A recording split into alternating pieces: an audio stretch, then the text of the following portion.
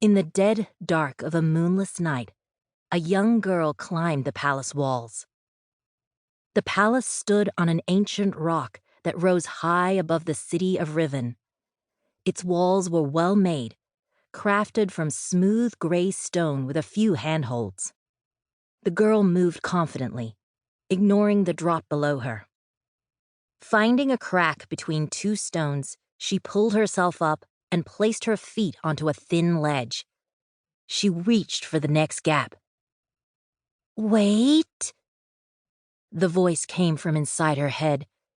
She didn't know how or whose voice it was, but she'd heard it her whole life. It was her only friend, and she trusted it. She stopped. Above her, a guard leaned out over the edge of the wall and gazed down, bored. The girl waited, hidden in a gray cloak that perfectly matched the stonework, until the guard wandered away. "Now," said the voice. She kept climbing until she came to a narrow window about halfway up, then squeezed through and into a corridor, landing in a crouch. No one was around. Faint torchlight flickered at one end, and a solid wooden door blocked the other.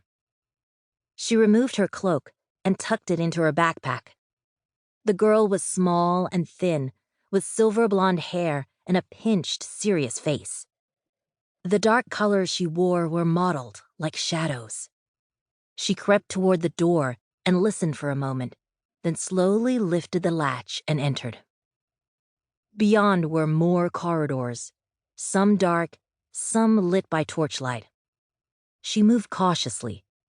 At one point, she stopped and sank into the shadows as a servant scurried past. The floor had rich red carpet now, and torches burned in alcoves.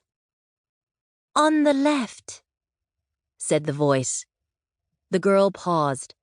The patch of wall to her left seemed different, the stonework slightly pale. She felt around the edges until she was sure, then pushed at one stone. The wall swung inward, revealing a hidden entrance. The girl's expression didn't change. She tiptoed into the darkness along a narrow passage, feeling her way until she reached another door, opened it, and entered a room. Inside, it was bright with lamplight.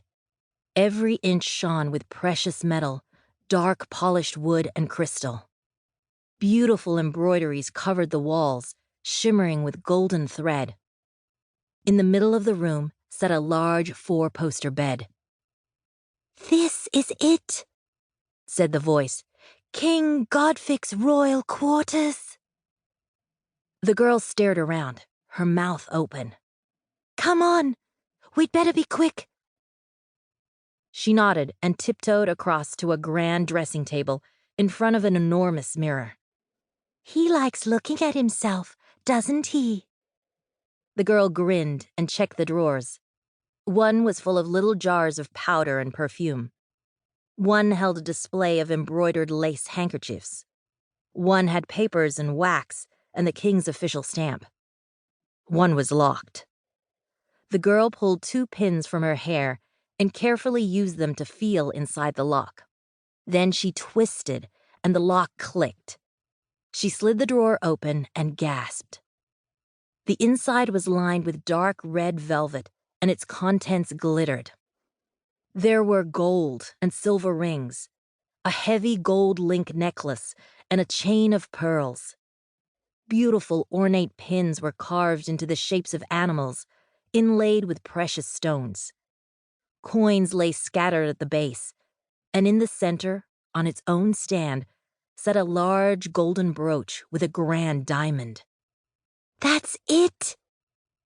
Carefully, the girl picked up the brooch and examined it.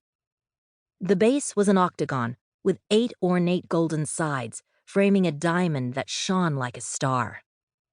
There was something in the diamond's heart, or perhaps it was painted underneath.